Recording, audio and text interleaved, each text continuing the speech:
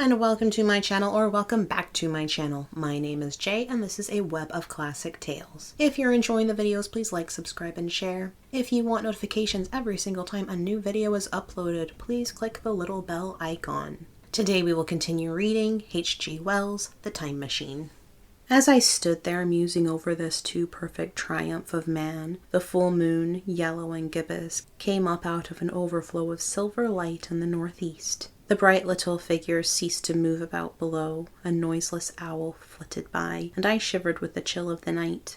I determined to descend and find where I could sleep. I looked for the building I knew, then my eye travelled along to the figure of the white sphinx upon the pedestal of bronze, growing distinct as the light of the rising moon grew brighter. I could see the silver birch against it. There was the tangle of rhododendron bushes, black in the pale light, and there was the little lawn. I looked at the lawn again. A queer doubt chilled my complacency.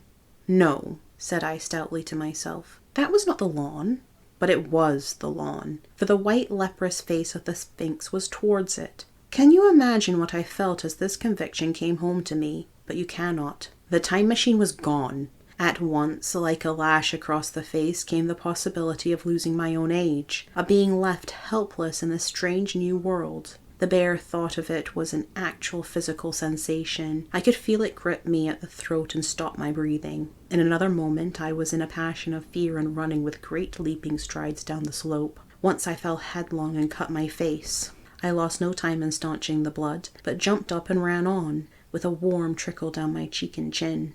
All the time I ran, I was saying to myself, "They have moved it a little, pushed it under the bushes, out of the way." Nevertheless, I ran with all my might. All the time, with a certainty that sometimes comes with excessive dread, I knew that such assurance was folly, knew instinctively that the machine was removed out of my reach. My breath came with pain. I suppose I covered the whole distance from the hill crest to the little lawn, 2 miles perhaps, in 10 minutes. And I am not a young man. I cursed aloud as I ran, at my confident folly in leaving the machine, wasting good breath thereby. I cried aloud, and none answered. Not a creature seemed to be stirring in that moonlit world. When I reached the lawn, my worst fears were realized. Not a trace of the thing was to be seen. I felt faint and cold when I faced the empty space among the black tangle of bushes. I ran round it furiously, as if the thing might be hidden in a corner, and then stopped abruptly with my hands clutching my hair. Above me towered the sphinx upon the bronze pedestal, white, shining, leprous, in the light of the rising moon. It seemed to smile in mockery of my dismay. I might have consoled myself by imagining the little people had put the mechanism in some shelter for me, had I not felt assured of their physical and intellectual inadequacy. That is what dismayed me. The sense of some hitherto unsuspected power through whose intervention my invention had vanished. Yet, for one thing I felt assured, unless some other age had produced its exact duplicate, the machine could not have moved in time. The attachment of the levers, I will show you the method later, prevented anyone from tampering with it in that way when they were removed. It had moved, and was hid, only in space. But then where could it be? I think I must have had a kind of frenzy. I remember running violently in and out among the moonlit bushes all around the sphinx, and startling some white animal that, in the dim light, I took for a small deer. I remember, too, late that night, beating the bushes with my clenched fist until my knuckles were gashed and bleeding from the broken twigs. Then, sobbing and raving in my anguish of mind, I went down to the great building of stone. The big hall was dark, silent and deserted. I slipped on the uneven floor and fell over one of the malachite tables, almost breaking my shin. I lit a match and went on past the dusty curtains, of which I have told you. There I found a second great hall covered with cushions, upon which perhaps a score or so of the little people were sleeping. I have no doubt they found my second appearance strange enough, coming suddenly out of the quiet darkness with inarticulate noises and the splutter and flare of a match, for they had forgotten about matches. "Where is my time machine?" I began, bawling like an angry child, laying hands upon them and shaking them up together. It must have been very queer to them. Some laughed, most of them looked sorely frightened. When I saw them standing round me, it came into my head that I was doing as foolish a thing as it was possible for me to do under the circumstances, in trying to revive the sensation of fear. For, reasoning from their daylight behavior, I thought that fear must be forgotten. Abruptly, I dashed down the match and, knocking one of the people over in my course, went blundering across the big dining hall again, out under the moonlight. I heard cries of terror and their little feet running and stumbling this way and that. I do not remember all I did as the moon crept up the sky. I suppose it was the unexpected nature of my loss that maddened me. I felt hopelessly cut off from my own kind, a strange animal in an unknown world. I must have raved to and fro, screaming and crying upon God and fate. I have a memory of horrible fatigue as the long night of despair wore away, of looking in this impossible place and that, of groping among moonlit ruins and touching strange creatures in the black shadows, at last of lying on the ground near the Sphinx and weeping with absolute wretchedness. I had nothing left but misery. Then I slept, and when I woke again it was full day, and a couple of sparrows were hopping round me on the turf within reach of my arm.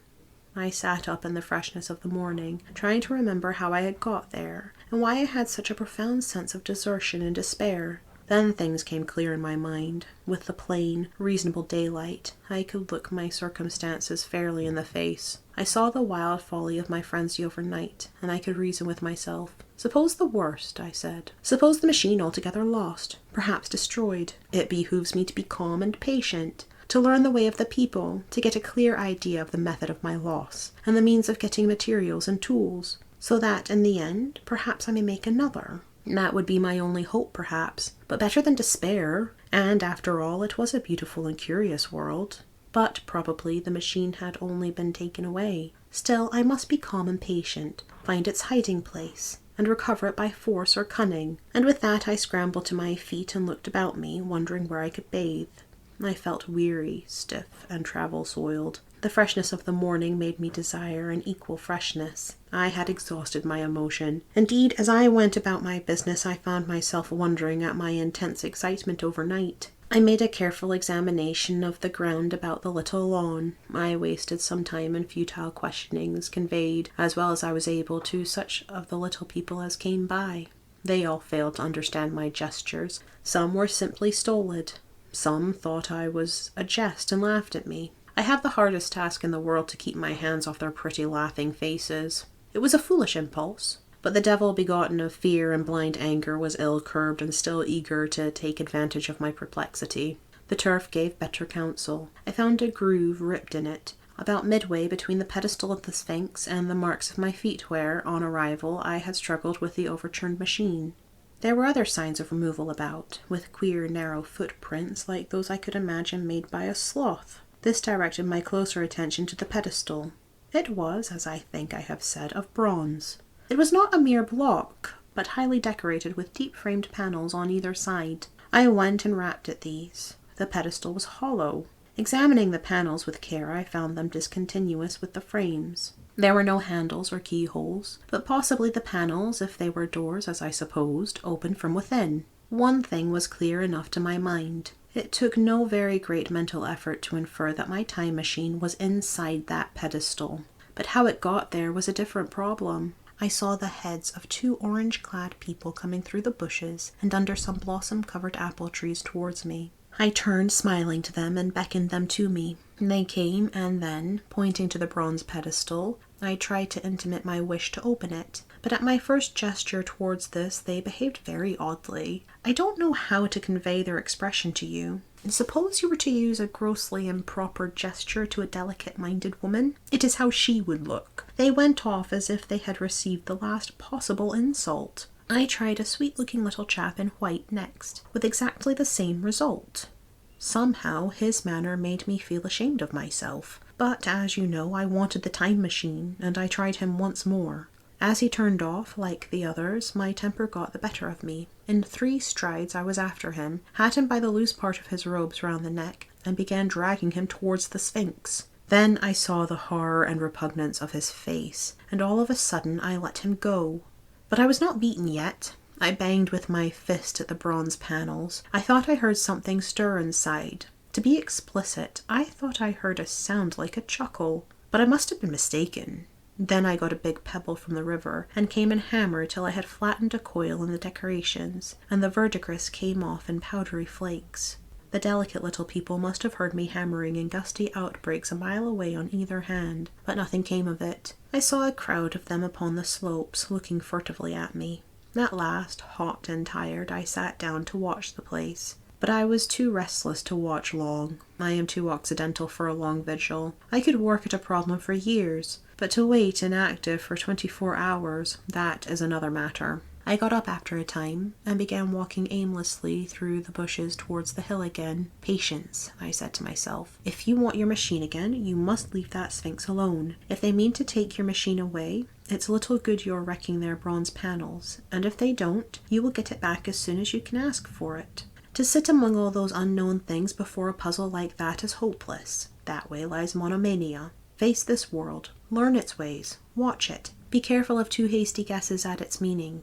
In the end, you will find clues to it all. Then suddenly the humor of the situation came into my mind. The thought of the years I had spent in study and toil to get into the future age, and now my passion of anxiety to get out of it. I had made myself the most complicated and the most hopeless trap that ever a man devised. Although it was at my own expense, I could not help myself. I laughed aloud. Going through the big palace, it seemed to me that the little people avoided me. It may have been my fancy, or it may have had something to do with my hammering at the gates of bronze. Yet I felt tolerably sure of the avoidance. I was careful, however, to show no concern, and to abstain from any pursuit of them. And in the course of a day or two, things got back to the old footing. I made what progress I could in the language. And in addition, I pushed my explorations here and there. Either I missed some subtle point, or their language was excessively simple, almost exclusively composed of concrete substantives and verbs. There seemed to be few, if any, abstract terms, or little use of figurative language. Their sentences were usually simple and of 2 words, and I failed to convey or understand any but the simplest propositions.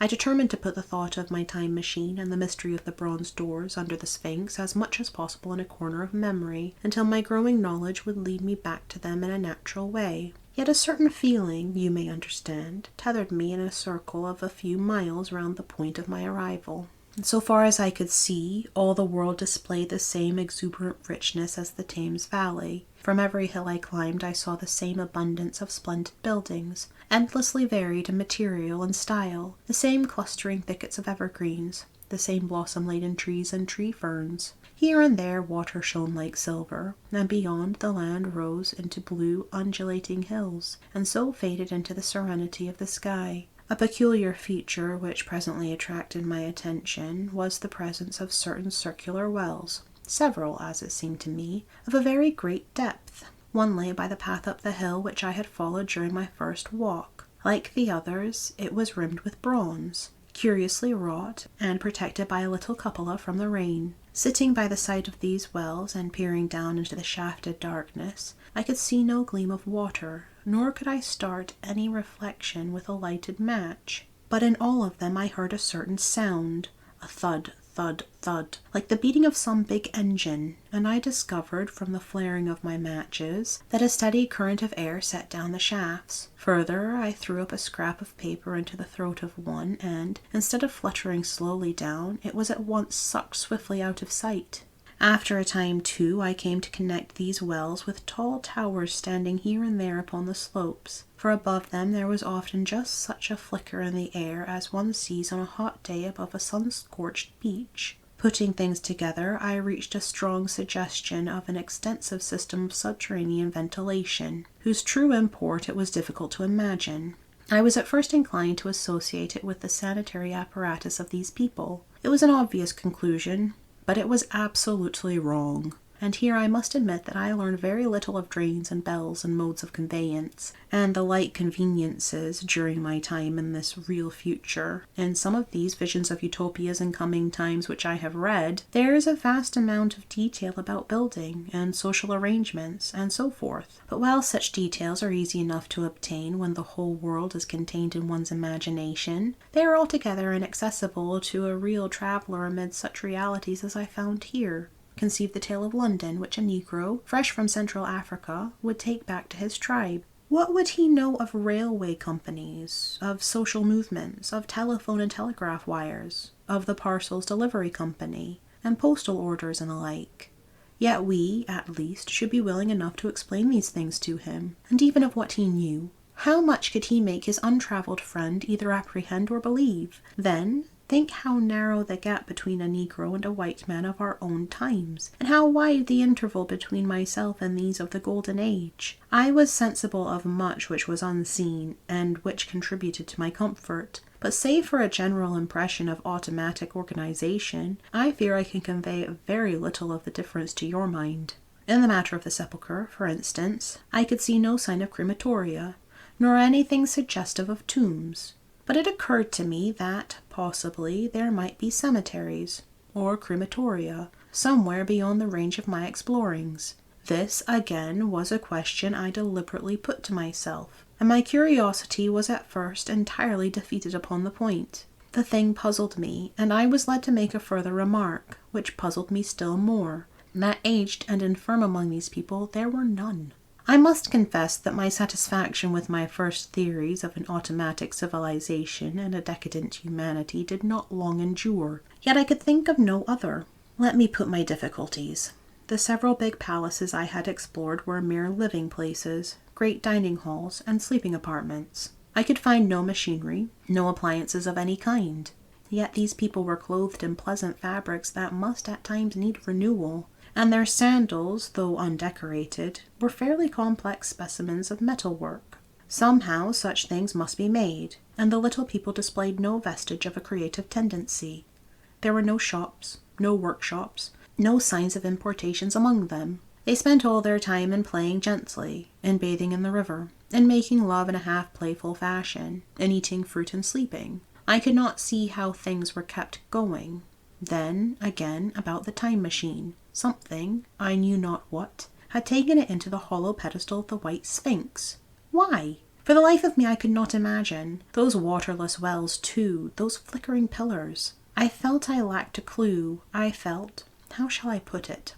Suppose you found an inscription, with sentences here and there in excellent plain English, and interpolated therewith others made up of words, of letters even, absolutely unknown to you. Well, on the third day of my visit, that was how the world of 802,701 presented itself to me.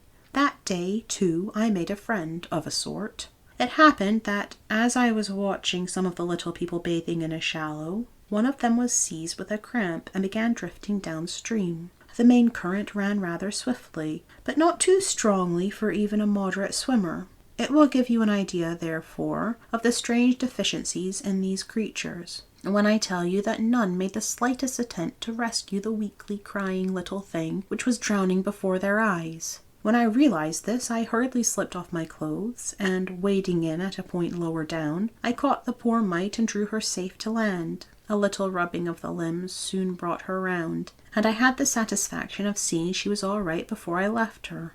I had got to such a low esteem of her kind that I did not expect any gratitude from her. In that, however, I was wrong. This happened in the morning. In the afternoon I met my little woman, as I believe it was, as I was returning toward my centre from an exploration, and she received me with cries of delight, and presented me with a big garland of flowers, evidently made for me, and me alone. The thing took my imagination. Very possibly I had been feeling desolate. At any rate, I did my best to display my appreciation of the gift. We were soon seated together in a little stone arbour, engaged in conversation, chiefly of smiles. The creature's friendliness affected me exactly as a child's might have done. We passed each other flowers, and she kissed my hands. I did the same to hers. Then I tried to talk, and found that her name was Weena, which, though I don't know what it meant, somehow seemed appropriate enough. That was the beginning of a queer friendship, which lasted a week, and ended, as I will tell you. She was exactly like a child. She wanted to be with me always. She tried to follow me everywhere, and on my next journey out and about, it went to my heart to tire her down, and leave her at last, exhausted and calling after me rather plaintively. But the problems of the world had to be mastered. I had not, I said to myself, come into the future to carry on a miniature flirtation. Yet her distress when I left her was very great. Her expostulations at the parting were sometimes frantic, and I think, altogether, I had as much trouble as comfort from her devotion. Nevertheless, she was, somehow, a very great comfort. I thought it was mere childish affection that made her cling to me. until it was too late. I did not clearly know what I had inflicted upon her when I left her, nor until it was too late did I clearly understand what she was to me. For, by merely seeming fond of me, and showing in her weak, futile way that she cared for me, the little doll of a creature presently gave my return to the neighborhood of the white Sphinx almost the feeling of coming home, and I would watch for her tiny figure of white and gold so soon as I came over the hill. It was from her, too, that I learned that fear had not yet left the world. She was fearless enough in the daylight, and she had the oddest confidence in me. For once, in a foolish moment, I made threatening grimaces at her, and she simply laughed at them. But she dreaded the dark, dreaded shadows, dreaded black things. Darkness to her was the one thing dreadful. It was a singularly passionate emotion, and it set me thinking and observing. I discovered then, among other things, that these little people gathered into the great houses after dark, and slept in droves. To enter upon them without a light was to put them into a tumult of apprehension.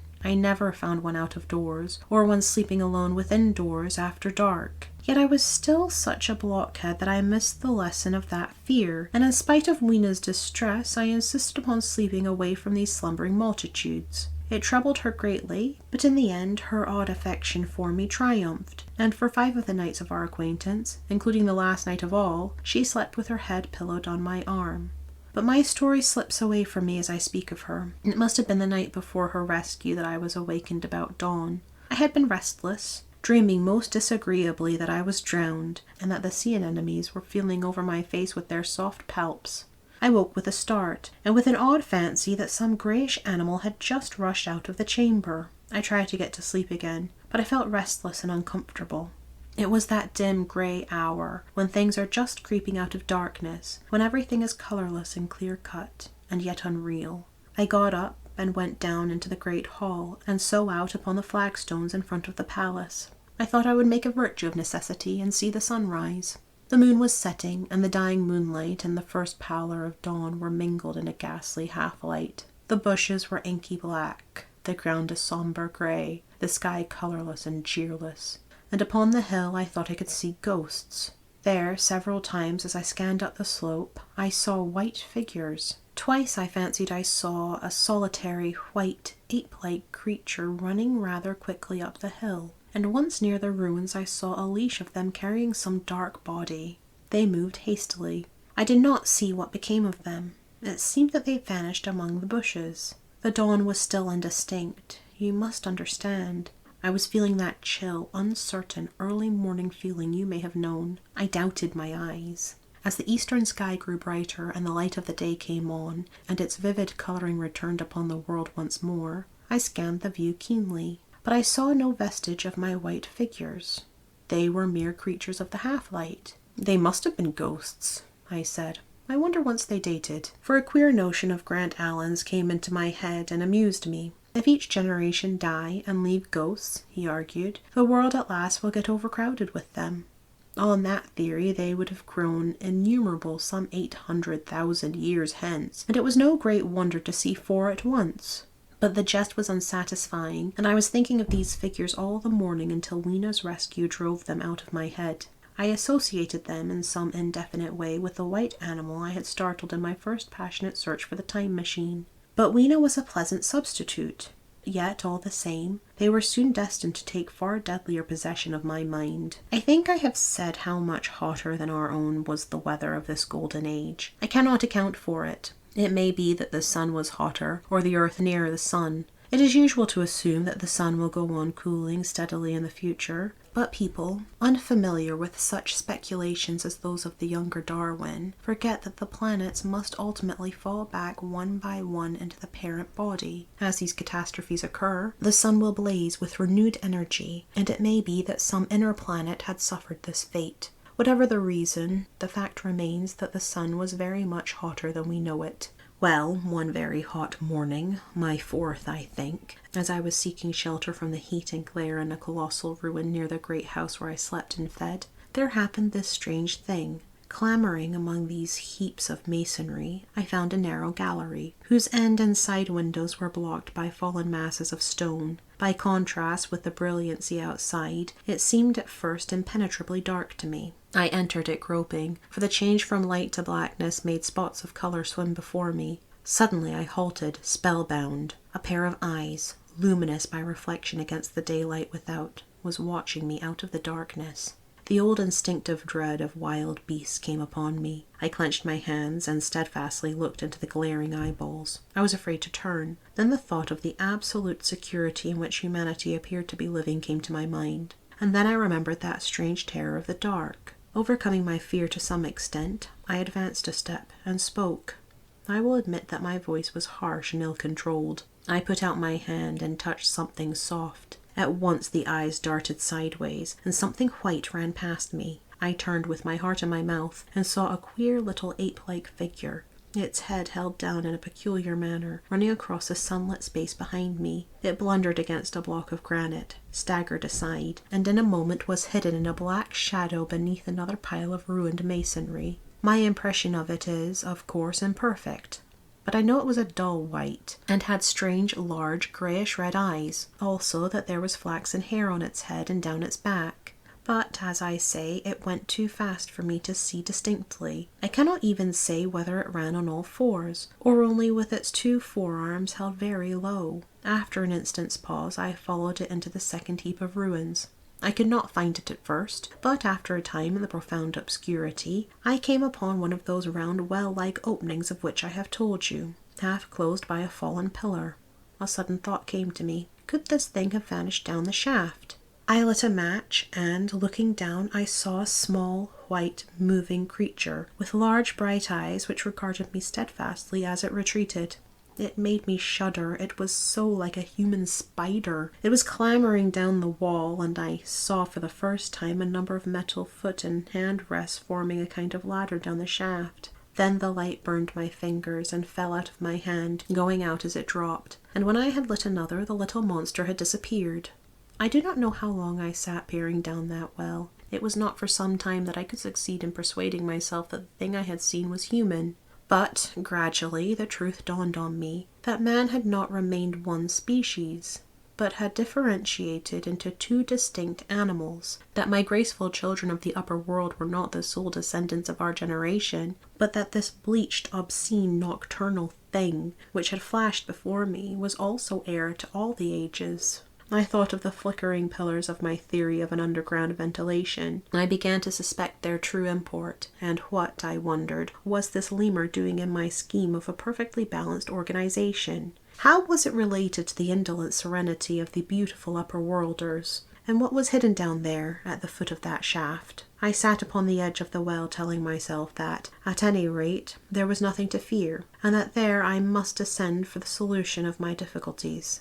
And withal I was absolutely afraid to go. As I hesitated, two of the beautiful upper-world people came running in their amorous sport across the daylight and the shadow. The male pursued the female, flinging flowers at her as he ran. They seemed distressed to find me, my arm against the overturned pillar, peering down the well. Apparently it was considered bad form to remark these apertures, for when I pointed to this one and tried to frame a question about it in their tongue, they were still more visibly distressed and turned away. But they were interested by my matches, and I struck some to amuse them. I tried them again about the well, and again I failed, so presently I left them, meaning to go back to Weena and see what I could get from her. But my mind was already in revolution. My guesses and impressions were slipping and sliding to a new adjustment. I had now a clue to the import of these wells, to the ventilating towers, to the mystery of the ghosts, to say nothing of a hint at the meaning of the bronze gates and the fate of the time machine. And very vaguely there came a suggestion towards the solution of the economic problem that had puzzled me. Here was the new view. Plainly, this second species of man was subterranean. There were three circumstances in particular which made me think that its rare emergence above ground was the outcome of a long-continued underground habit. In the first place, there was the bleached look common in most animals that live largely in the ground. The whitefish of the Kentucky caves, for instance. And then those large eyes, with that capacity for reflecting light, are common features of nocturnal things. Witness the owl and the cat. And last of all, that evident confusion in the sunshine. that hasty yet fumbling awkward flight towards dark shadow, and that peculiar carriage of the head while in the light, all reinforced the theory of an extreme sensitiveness of the retina. Beneath my feet, then, the earth must be tunneled enormously, and these tunnelings were the habitat of the new race. The presence of the ventilating shafts and the wells along the hill slopes, everywhere in fact except along the river valley, showed how universal were its ramifications.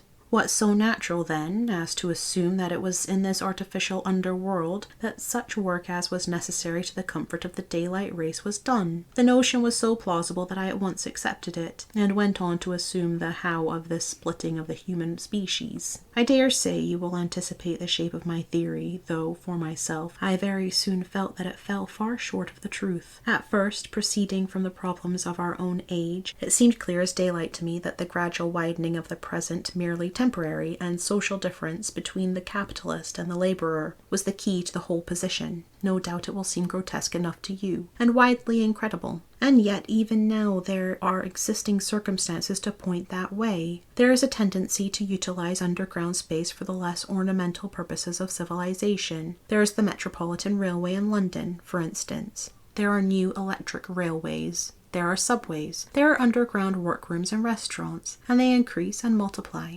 Evidently, I thought, this tendency had increased till industry had gradually lost its birthright in the sky. I mean that it had gone deeper and deeper into larger and ever larger underground factories, spending a still increasing amount of its time therein, till, in the end, even now does not an East Ender worker live in such artificial conditions as particularly to be cut off from the natural surface of the earth?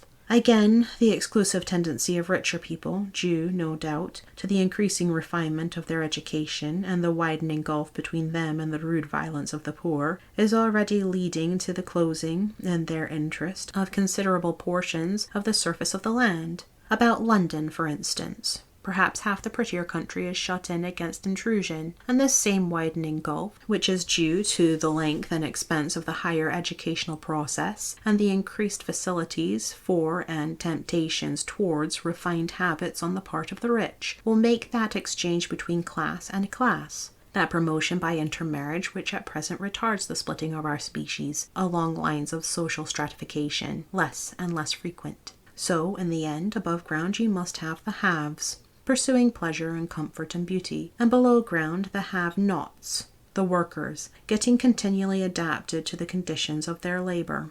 Once they were there, they would no doubt have to pay rent, and not a little of it for the ventilation of their caverns, and if they refused, they would starve or be suffocated for arrears. Such of them as were so constituted as to be miserable and rebellious would die, and in the end, the balance being permanent, the survivors would become as well adapted to the conditions of underground life, and as happy in their way as the upper world people were to theirs. As it seemed to me, the refined beauty and the etiolated pallor followed naturally enough. The great triumph of humanity I had dreamed of took a different shape in my mind. It had been no such triumph of moral education and general cooperation as I had imagined. Instead, I saw a real aristocracy, armed with a perfected science and working to a logical conclusion the industrial system of today.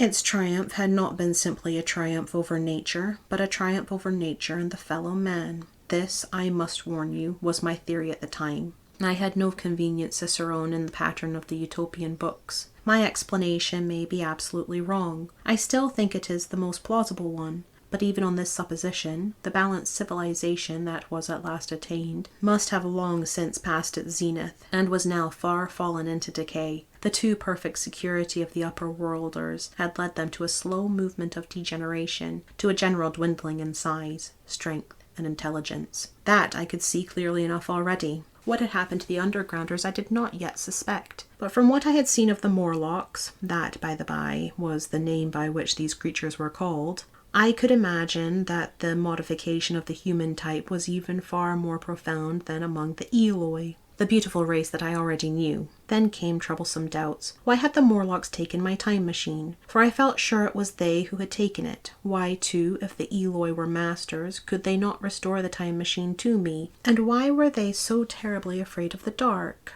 I proceeded, as I have done, to question Weena about the underworld, but here again I was disappointed. At first she would not understand my questions, and presently she refused to answer them. She shivered as though the topic was unendurable, and when I pressed her, perhaps a little harshly, she burst into tears. They were the only tears, except my own, I ever saw in that golden age. When I saw them, I ceased abruptly to trouble about the Morlocks, and was only concerned in banishing these signs of the human inheritance from Weena's eyes. And very soon she was smiling and clapping her hands, while I solemnly burned a match. Thank you for listening. This has been H.G. Wells' The Time Machine, Chapter 5. I've been Jay. This has been a Web of Classic Tales. Please like, subscribe, and share. Click the bell icon for notifications. I hope you're having a fantastic day. Have a nice life, and I'll see you next time.